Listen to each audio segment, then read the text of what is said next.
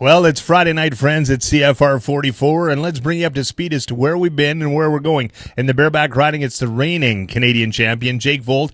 Number one place finish last night. He's in at $61,000. J.R. Vizane, the Wyoming man, in at $38,000, and his partner from Wyoming, and Seth Hardwick, in at $36,000, but he's also got a second and third place finish and the top money earner right now in the bareback riding. As we take you to the steer wrestling, well, it's Tanner Milan, number one overall at $39,000.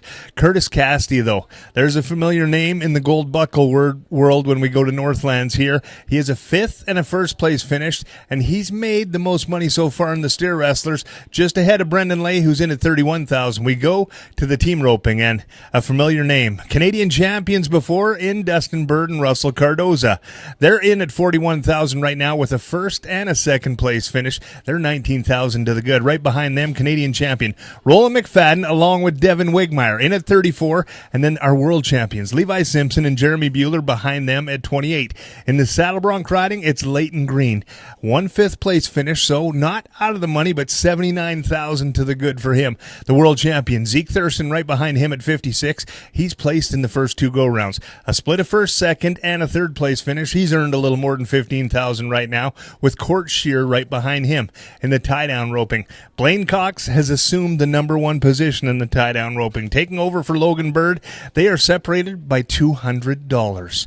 As we take you to the ladies barrel racing, it's Carmen Posbon in at $47,000. Right behind her, the rookie Diane Scotopole at $39,000. Lynette Broadway in at $36,000. As I take you to the bull riding, this is where it gets exciting. And Garrett Smith, $53,000 to the good for the Rexburg, Idaho man. He is the only guy to ride his first two bulls. Right behind him, last night's go-around winner, Tanner Gerlitz.